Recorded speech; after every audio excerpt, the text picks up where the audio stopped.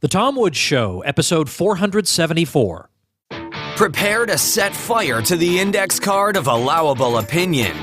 Your daily dose of liberty education starts here. The Tom Woods Show. Hey, everybody, you know what I love? Getting paid for things I'm going to do anyway. So I just joined Ebates because I get cash back for purchases I'm going to make anyway.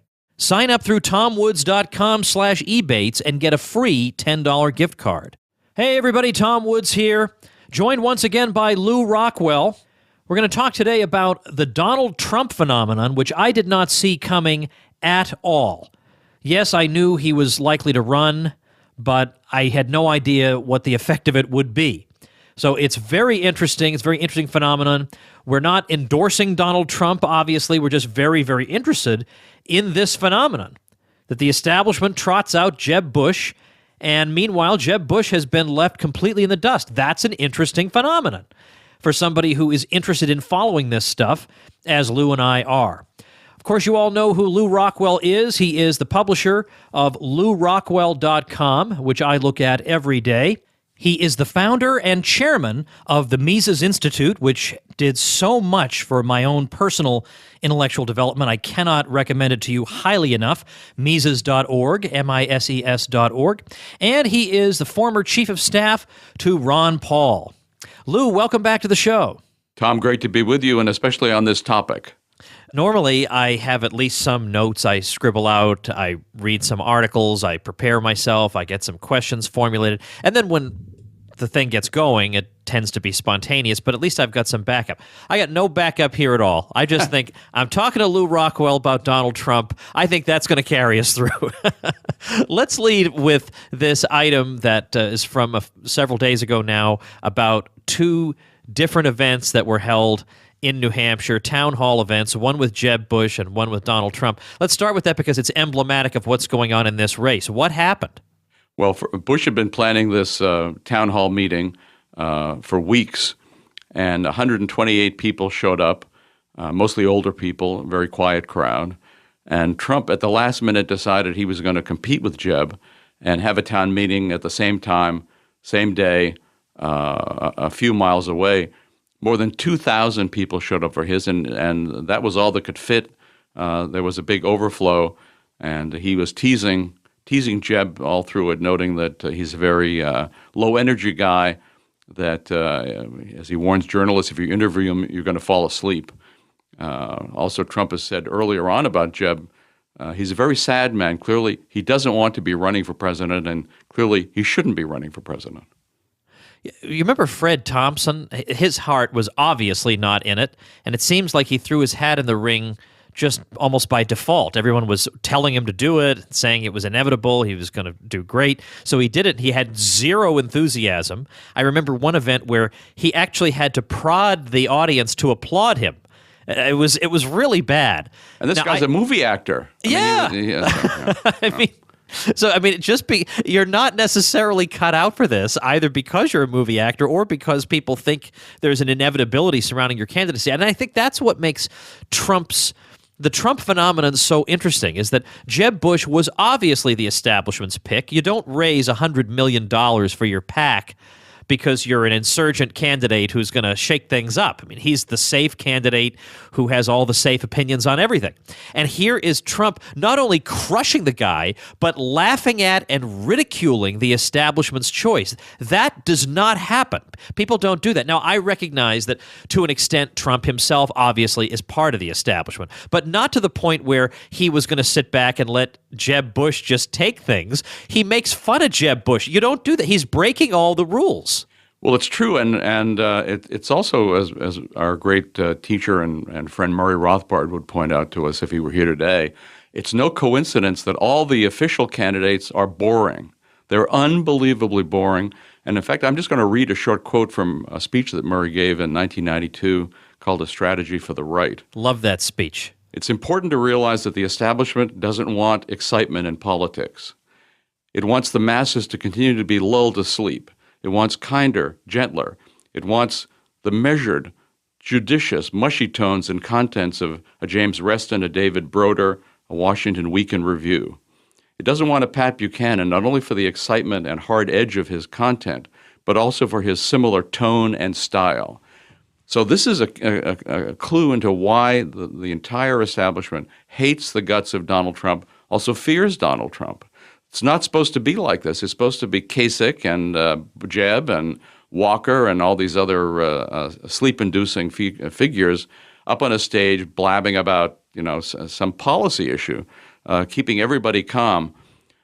A guy like Trump actually, even though he's, as we would be the first to agree, no libertarian, it's why he actually is capable in a much more extreme way than has happened so far in totally shaking up the political and the media establishment. And that's necessary to reform. The dead hand of the establishment is on our throats. Their boot is on our face. And if we want change, if we want change for the better, first we have to pry the boot off. Donald Trump is doing that.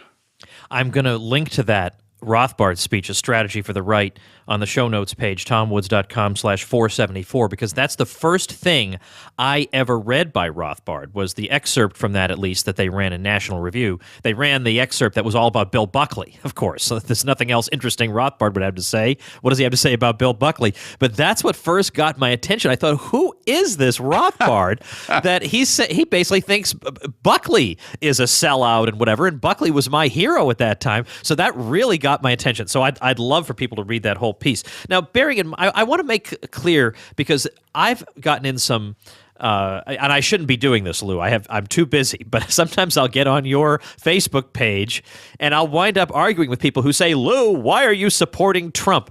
You don't understand Lou Rockwell at all if you think he's quote unquote supporting Trump in the sense that we think it would be great to have Donald Trump as president. We would be deploring him as much as we deplore anybody else, but we're political analysts to some degree, or at least we're observers of the scene, and we find this an interesting phenomenon. And there is at least a moderate chance that on a couple of issues, there's a chance Trump could be marginally better. Now, he'd be catastrophic in some areas. On trade, he's terrible, but it goes to show what a rotten job the other Republicans have done in promoting the idea of free trade. They've done a terrible job. They don't even try to defend their position on it, and he's coming in and exploiting that. But when it comes to foreign policy, I would say there's at least a moderate chance he could be slightly better. And I think they're all bad on trade. The NAFTA and the Trans-Pacific deal and all these things, they don't believe in free trade any more than Donald Trump believes in free trade. They believe in crony trade. They believe in government-managed trade for the benefit of the big corporations in cahoots with the government. Only Ron Paul, of any political figure I can think of, is actually for real 100% unilateral free trade, no tariffs, no quotas, no nothing. Trump is, of course, wrong and terrible on a bunch of stuff. So are they all. So what I'm interested in is, where is he different? And also, of course, as you point out, where can he shake things up? Because I think that's necessary. It's also so much fun. I mean, I've always found politics interesting in the sort of train wreck sense, even though I don't believe in politics. After all, politics is part of the government. Elections are part of the government. Political parties are government institutions. So needless to say, I'm not in favor of any of them. But just because I was maybe a very young kid involved heavily in politics, I still find it extremely interesting. But now, for the first time since Ross Perot, who Murray Rothbard also was enjoying, or Pat Buchanan, Murray Rothbard also enjoyed, Me Too in both cases, finally there's a candidate who is really shaking things up, bugging everybody. And I don't say this is 100% true, but pretty much everybody who's paranoid about Trump is not anybody you want having any control over you. Well, yeah, of course, that's true. And let's take an example of one of those. There are so many, but a personal favorite of mine is Frank Luntz.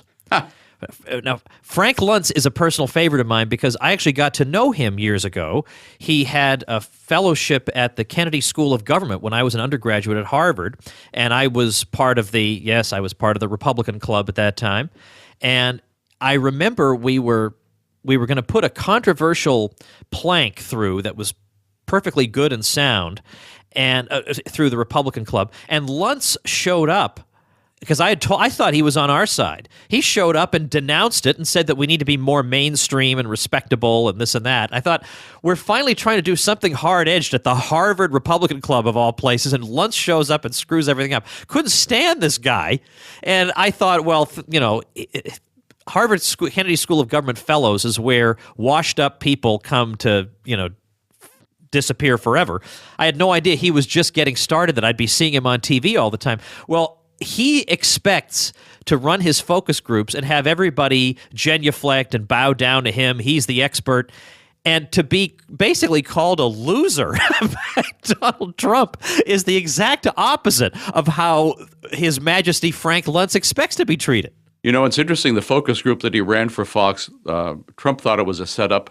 Certainly seemed to be a setup. I mean, you had these people who allegedly were all pro-Trump before the debate, and then after the debate, they were all denouncing him. He's no good. He's a bum. Get rid of him. But of course, how was he different after the debate than before? He was just saying the things he'd been saying all along. But also, that was not the reaction of the audience. The audience liked Trump and felt that Fox's attack on him was a bad thing. But no, I've known Frank. I remember when he was hired by the Buchanan for President campaign as a pollster, and I thought, holy smokes, that's not a good sign. And it wasn't a good sign. This guy is, of course, a very repellent neoconservative, a guy who's just a big government guy across the board, a pro-war, and no wonder he's at Fox. But when he denounced Trump, and I notice, because he pretends to be the disinterested scientist, only concerned with the numbers and not having opinions himself, he denounced Trump at the recent CokeCon meeting in California pretty nastily. And Trump said, Frank Luntz, he's a fat slob. He said he's that's what it was. He said he came to me and he wanted me to pay him to do polling, and I wouldn't do it. And so now he's attacking me. So, of course, apparently Trump, pretty much everybody has gone to Trump for money. Yeah. And he either gave it to them or didn't.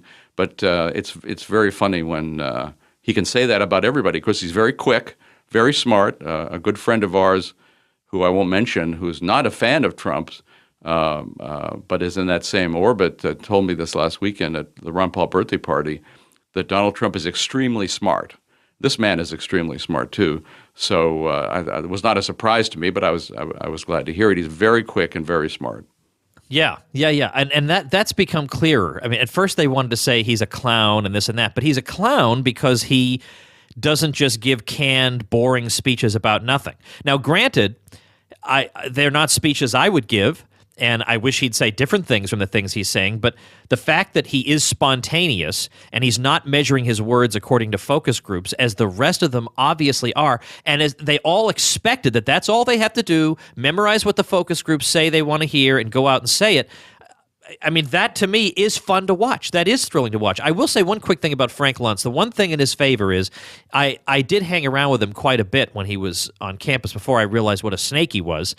And in fact, when he first moved into his apartment, I went to help him buy a rug. I just got to know him. And the thing that he was known for at that point, this was 92, 93, was that he had worked for Pat Buchanan. That was the thing. Everybody asked him about, hey, you worked for Pat Buchanan? Who would be, not really very welcome at Harvard University. And I have to say, he never said an unkind word about Pat. He always said, Pat Buchanan is the nicest person I ever worked for. I never had any problems with Pat. So, for all his problems, I still love Pat, and so I do respect that one thing about Frank Luntz. But on the Trump thing with Iraq, that's an interesting thing that he could say on the debate stage, not worrying that he's got to measure his words, or if I mention Iraq, I have to say something about the surge or whatever. No, he said, I told all you people this was going to be extremely destabilizing and stupid, and of course I was totally right about it. And he has also said, even though, yes, like other people in the past, he's not a perfect non-interventionist. He's not even a non-interventionist. But he has said, obviously, our men are being ground up in totally pointless wars that make no sense. Well, that needs to be said. Again, I recognize all his problems. I don't need to get all the emails from people. But at least somebody is saying that on the stage, saying it clearly, and it's not hurting him in the polls any. It's obviously not hurting. He's almost doubled the guy who's right behind him. So it turns out that just measuring your words and saying the right thing and so on, turns out that was a stupid strategy. And he said, I'm the only guy on this stage who opposed the Iraq War. Yeah. I thought it would be a very bad idea, and it turned out to be a very bad idea. I want to say that I also agree with Frank Luntz about Pat Buchanan. You would never know this from the press he gets, but everybody loves Pat. People on the left, people on the right, people of no political views. He really is a very sweet guy. Yeah, absolutely. So I'm not surprised that also it's not a good idea, of course, to attack your previous clients if you're in business and hoping to get future ones. Yeah, right. At least Luntz knows that much. And I remember even when Pat was at, of all places, MSNBC, people would come to him for advice. Pat, what do you think I ought to do about such and such? Because they knew he had such a good strategic mind. Even though he had views that they didn't like, they could sit down with him and he would give them good advice. And that's always been true. I feel that way about you, Buchanan, and Roger McCaffrey. Those are the three people in the world when I really need advice. I think if I can get advice from one of those three people, I know it'll be the right thing to do. Oh, well, that's very high praise. Thank you. Okay, sure. But also, Trump has never talked about foreign policy. The people who are the real warmongers, the people who really just are itching for blood. It's all they talk about. It's all they talk about. Or at least it's one of the things they always talk about. And we're supposed to be. There's an article in the new Weekly Standard by Bill Kristol, who's I guess the head of neoconservatism Inc. at the moment, and it's about horrible Trump. Scott Walker is the kind of candidate we want to have. Now take a look at this wonderful speech he gave about what should replace Obamacare, where he goes through really all that. And of course, you can't even read the next paragraph. I mean, the thing is, like Walker himself, unbelievably boring. And I must say it's a particular enjoyment to me that Scott Walker was the anointed candidate of the Coke machine. And it's another great thing that Obama has done. Excuse me, Obama. It's another great thing that Trump has done. He's diminished magically and wonderfully Sheldon Adelson and the Koch brothers. Just recently it was who's going to get their money? Who's going to get their support? All the candidates were salaaming them and saluting them and trying to get their money and their support. Who is he? He's even put Barack Obama in the shade. Somebody wrote me yesterday, said he really already is the president. He's like the private president. Everybody pays far more attention to him than any politician. What about this complaint that he has a lot of bravado and a lot of funny speeches, but he's long on rhetoric and short on policies? We want his policy papers. Why isn't he producing policies? Now, what's your response to that? Because I can think of two ways of thinking about that. On the one hand, I can see a point to that objection in that there is a kind of Teddy Roosevelt aspect to Trump, and that's not a compliment. That, look, I'm the representative of the people, and you got to just trust that I'll exercise my judgment in a way that will benefit the people. And I could easily see him issuing 1 million executive orders because he's Donald Trump, and these people in Congress are idiots. I can easily see that happening, and I would like to see him kind of hemmed in by what he's going to do. But on the other hand, these policy papers are not worth the paper they're written on, right? They're produced by, again, specialists in snowing the people. They get thrown in the trash can as soon as the person steps into office. They don't actually wind up meaning anything anyway. Policy is a synonym for lie. That's all you have to know. Anytime anybody's talking about a policy, they're lying. So I don't think this is a problem at all. As to his speeches, I love the fact that the other day he said nobody running for president should be allowed to use a teleprompter. Yeah. Because, of course, he gives extemporaneous speeches, and as versus speeches written by somebody else for him to deliver. So, it seems to me you kind of have to like that. And there are people who accuse him of being a potential dictator. I talked to David Gordon about this and other people who know far more than I do. None of us can think of a businessman who's ever been a dictator. Now, of course, that's not proof that a businessman can't be a dictator.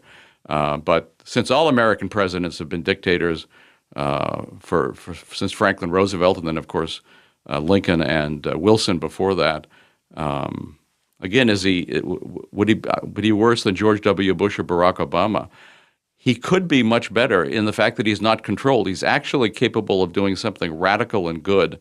Or maybe he'll just be as bad as John Kasich. That's a possibility too. But are we really supposed to fear him more than Jeb Bush? I think not. So I don't mind the fact that he's just laying out broad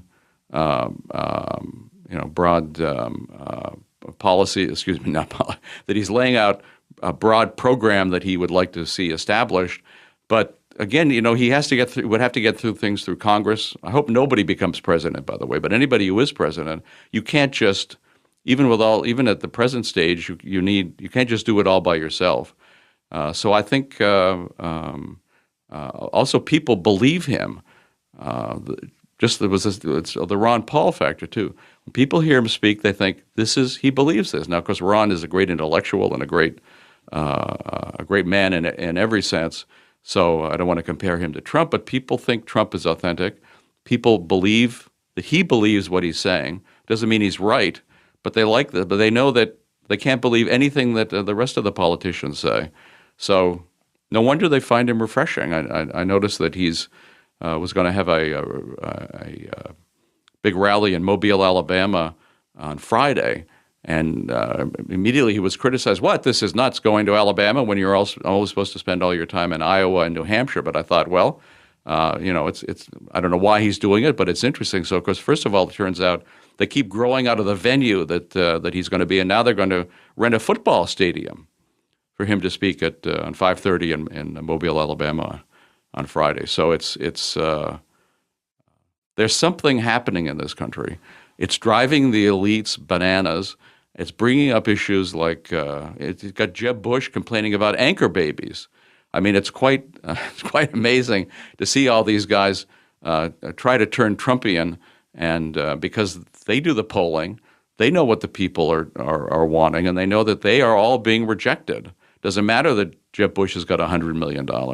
Doesn't matter that Scott Walker is endorsed by the Kochs. Doesn't matter that Sheldon Adelson loves Marco Rubio. Maybe these are all negatives, as indeed they should be negatives. Lou, I'm thoroughly enjoying this conversation, but let's just pause for a moment for this message. Hey, everybody, if you're like me, you do a lot of shopping online, and you also like free money. Well, combine those two together, and you get Ebates. Join it through tomwoods.com/Ebates, and you get cash back through over 1,800 retailers. So that means every time you shop online at Target or Walmart or Lowe's or Home Depot or JCPenney or Groupon or Best Buy or Overstock.com or Dell or Nike or Nordstrom or all these other retailers, you get cash back just for existing. Now, don't use it for Amazon. For Amazon, you're going to enter Amazon through tomwoods.com/Amazon to help keep the lights on here at the Tom Woods Show. But for the other 1,799 retailers, claim your cash back. And to sweeten the deal, sign up through tomwoods.com/Ebates and get a free $10 gift card. This is money you're leaving on the table. Get out there and grab it. tomwoods.com/Ebates. It's interesting you mentioned the anchor baby thing. I sometimes see libertarians who think that it's a libertarian position that you have to interpret the 14th Amendment as mandating anchor babies. That, in other words, that somebody is born in the U.S., even if their parents are illegal, they're automatically citizens. Why would a libertarian have a position on citizenship, which is a total state policy which wouldn't even exist without the state? And especially when what it means is that you're entitled to all kinds of special benefits and affirmative action and all kinds of state state-led goodies that you get that other people don't get. I don't see why a libertarian would support that. Ron Paul was correct to be against that. But yeah, of course, that's not an issue anybody's supposed to talk about. We're supposed to talk about so-called public policy and this and that. Why do you think, maybe it's related to the point you just made, why do you think it doesn't stick when the objection is made that Trump supported Hillary in the past or said kind words about this one or said that he identified as more as a Democrat? Why is that not sticking to him? Well, because they believe him when he says he doesn't have that view anymore. And also, of course, when he said the nice thing about Hillary, she was the senator from New York. He was a businessman in New York. You can't, if you're going to be a successful big businessman, you can't needle the senator. That's because, of course, the state has such unbelievable power at the federal and state and local levels. So, I think and maybe Hillary, if you were to meet Hillary at a party, maybe she's a nice lady. I mean, seems to me you can't rule that out. Certainly Bill Clinton comes across as a great guy if you meet him. even though he isn't. So, I think, again, because people think he's telling the truth. They thought he was telling the truth then. They think he's not necessarily truth with a capital T, but just that that's the way he felt then. This is the way he feels now. And another thing I love about him, he's totally destroyed political correctness. They call him a racist for his immigration position. They call him a sexist, misogynist for being upset at Megyn Kelly. It just bounces off. I mean, he definitely is the Teflon candidate, and I think he's dramatically diminished the whole political correctness business. I mean, just the fact that when he was asked about what would he do if Black Lives Matter came to him, which now it turns out, of course, is founded and run by a white guy, so we'll see what happens to Black Lives Matter given that. So he said, what would happen if they tried to break up one of his speeches? And he said, wasn't it terrible when they did that to Bernie Sanders? He let these two loud women escort him off the stage, take his mic. He said he showed it that he's so weak. He said, I can tell you, they're not taking my mic. I don't know whether the fighting would be done by me personally or by people who work for me. They're not taking my mic. Yeah, and everybody cheered, of course. Yeah, that's a very popular position. Yeah, of course it is. I mean, especially given that they even disrupt Bernie Sanders. I mean, you can't just have your own event. We don't disrupt things, right? I mean, we have our event. People listen to us. We have the internet. The whole world can listen to us. But somebody's giving a speech. Like, I remember as an undergrad, everybody who came to give a speech was a rotten jerk that I would have hated to listen to, but it never dawned on me to make an ass out of myself. Whereas when we would have one guy show up, one person who was different from what everybody would be hearing at Harvard, well, there were demonstrations and screaming and people making idiots out of themselves. It's a totalitarian impulse that I cannot allow the expression of any opinion that is different from mine without my alerting the world, which of course is awaiting your pronouncement with bated breath, of my objection to it. It's just horrifying. Now, and of course, a violation of property rights too, and that too, and manners, and of course, Bernie Sanders was a complete pushover about the whole thing. Well, gee, I'm sorry you don't want to hear what I have to say. Stand up for yourself, man. Yeah. I mean, give me a break. I mean, there was what an opportunity he had to give a rip-roaring speech there, and he just folded completely. Just pathetic. Or when Martin O'Malley cringed and had to apologize for saying all lives matter. Yeah, I'm deeply sorry for saying that all lives matter, because I should understand that in this context, I should understand the context. Yeah, and anyway, yeah, and of course it's only we could do a whole episode on Black Lives Matter. Let's talk about is Trump gonna have any electoral success? Well, I think he's likely to be the nominee. I think he's likely to be the president. Really? And in fact, I've thought that from the very beginning. Well, because he clearly lit a prairie fire. I mean, from the very beginning from his announcement, he like he plugged in the population. I mean, just everybody was riveted, and and the polls have shown it. I must say, I thought that Fox made a very bad mistake in going after him. And of course, Fox, which has been going from strength to strength, beating all the other cable channels, high ratings and so forth, was their first big stumble. And they've in effect, had to apologize to him. And we'll see what happens to Megyn Kelly and those other creeps who were the so-called moderators. But I think people like him, and it's true that he's bombastic. And although Eric Erickson, of all people, once wrote an article, and he said, I can't stand. He said, politicians are virtually always very different in private than in public. I must say Ron Paul is the one exception to that rule. I'm saying that, not Eric Erickson. But he said, for example, Rick Perry is very, very nasty to the people who work for him and who can't respond. I mean, just very, very nasty. He said, I could have no respect for him after I saw that. He said, Donald Trump is the sweetest employer in the world. He said, he's very, very nice. He's calm. He's quiet. And his employees all love him, and he's very, very nice to them. And he said it's too bad that people will never see that actual personality of his in public, because, of course, he has a very different public persona, a TV persona.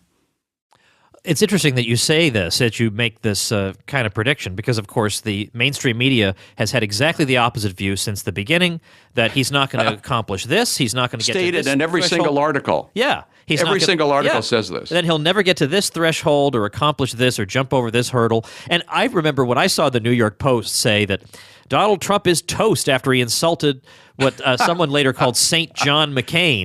And I thought to myself, look, I'm not even the most astute political observer in America, and I know for a fact that is not going to finish him off. And of course, I was right. I was totally right. And the New York Post was completely wrong. And the fact that they could be so deeply wrong, I mean, it's not like he went down 10 points, but he's still ahead.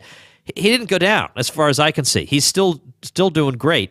It shows how utterly disconnected. The fact that people like the people at the Post thought they could trot out Jeb Bush and Scott Walker and keep the masses satisfied is deeply revealing. Now, on the other hand, when Scott Walker drops out, Bush drops out, are those people going to go to Trump, or are they going to look for another? These seem like the safe people. Aren't the safe people going to go to Kasich or something?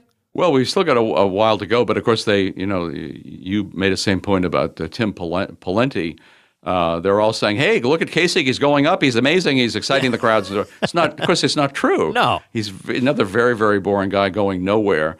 And so I don't know. Will they try to bring somebody else in? Who knows what they're going to try to do to Trump? Sometimes terrible things have happened to people who threaten the establishment in the way he's threatening them. So we sort of can't know about that sort of thing. These are very bad people. They are in a situation where one line in the Federal Register can take billions of dollars from somebody or give billions of dollars to somebody. And of course, in a system like that, there's so much at stake. And it's like the mafia. I don't mean to impugn the mafia, but the government has similarities to the mafia. But I think as long as his health is good, as long as he keeps it up, I think more and more people are going to come to him. And by the way, talk about something that's not being emphasized. Democrats love Trump. Working class, especially Democrats, love Trump. Yeah. A group that the Democrats have never been able to get in recent years. So I think he's much bigger than the Republican Party. He's put the Republican Party in the shade. All the operatives, the political consultants, all the other politicians, they've all shrunk to tiny size. So he's got an outsized personality, and apparently people like that. He's a very American figure.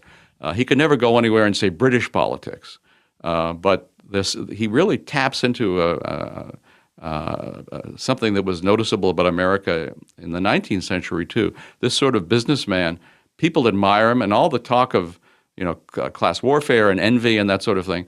Nobody feels that way towards Donald Trump. They admire him as a successful businessman. They think and they like his flash and his. I must say, a lot of that's not to my style either. But he really taps into what people want. People are also he's talking about issues that have been suppressed for decades, that have not been allowed to discuss, and all of a sudden he wipes away all the political correctness. Now everybody can discuss immigration, whereas it never could be discussed before. And on the subject of immigration, I just want to, and maybe you'll link to these too, but there are two great Hoppe articles on why if we had a private property order, if we had a libertarian society where everything is private property, there could be no involuntary immigration. All immigration, like all trade, would have to be voluntary. And so that clearly should be the ideal. And the idea that you can just bring the entire world here, people who a lot of them go on welfare, get affirmative action, get public schools and all kinds of other government so-called services at the expense of the taxpayers, trample on other people's private property, vote themselves other people's property. The idea that the current property owners and taxpayers, whether it's in Italy or Britain or France or the United States, this is of course a worldwide problem, should not be able to say anything, that it's politically correct not to like this. He wiped it away, just boom, just snap, with his announcement, just gone. And they predicted, of course, after his announcement, well, he's gone, he's dead. You can't criticize mass immigration without being a racist and a bum and a fascist, or Right. whatever. And of course, what they want, they normally want an issue like that to be, as with all major issues, something that both parties agree on, so that it's never ever raised in a debate. That's right. You can't talk about this, and there's a whole laundry list. That's what this whole show is about. Whole laundry list of things that the Democrats, Republicans will agree on, so they will not be brought up. So whether it's, I don't know where Trump stood on the This bank is your bailouts. 3x5 card. Yeah, the three exactly. Yeah. So that you're right. I mean, that's for, and by the way, I think, and this is just a gut instinct, but I think, maybe not despite, maybe because of his war on political correctness, I think Trump in a head-to-head match with Hillary or whoever the Democrat is, I think he would actually do much better among American blacks than any GOP candidate in recent memory. Do you have that same instinct? This is the only candidate actually capable of reaching out to the black community. Yeah. Black people like his style, just like white people like his style. More to the point, black people don't like mass immigration. They hate mass immigration. There was a time when Jesse Jackson, before he got paid off, used to hold rallies at the Mexican-American border denouncing the immigration as taking black jobs. So I think there's no question he's going to get a very significant number of black votes. I would also predict a significant number of Hispanic votes. Already the polls show he gets about 25% of the Hispanic vote. Now, why isn't that a huge news item? Because, of course, what this means is the people who are workers, who are settled here, who jump through all the hoops, don't like the idea of a lot of bums, welfare bums, coming in and being given all kinds of privileges. They don't like that any more than anybody else likes it. So absolutely, Trump will get some huge, from a Republican standpoint, huge percentage of the black vote. He's already beating Hillary in the polls in North Carolina. He's climbing up against her in all the other polls. And I was thrilled to see a poll today that he's beating Rubio and Bush in Florida. So it's in their home state of Florida. Both these guys, of course, very boring. Rubio also, may I say something politically incorrect, extremely stupid. And I know this not only from observing him, but from people who've had dealings with him. This guy's a boob, but we're supposed to hail him and think that he's just America's future. Well, one more thing on this. The way the GOP normally tries to engage in outreach to the black community, or say, ever since Jack Kemp, I'm going to be the candidate who reaches out to the black community. It's always with some list of wonkish proposals that no one is interested in. I'll bring enterprise zones to your community, or whatever. I don't even know what you're talking about. But whereas just a plain-spoken guy, I think, would have vastly more success than anybody showing up with his wonkish policy papers. I mean, really, they've been so utterly inept in doing this. But look at the candidates who, for example, think that the way to reach out to the black community is to go to Ferguson. You know what? The rioters, the burglars, the looters, and so forth. Why do they do that? The people Trump appeals to are the people who have jobs, who have families, who have homes, who have a stake in the community, are very concerned about the future, and they're concerned about, of course, the black unemployment rate.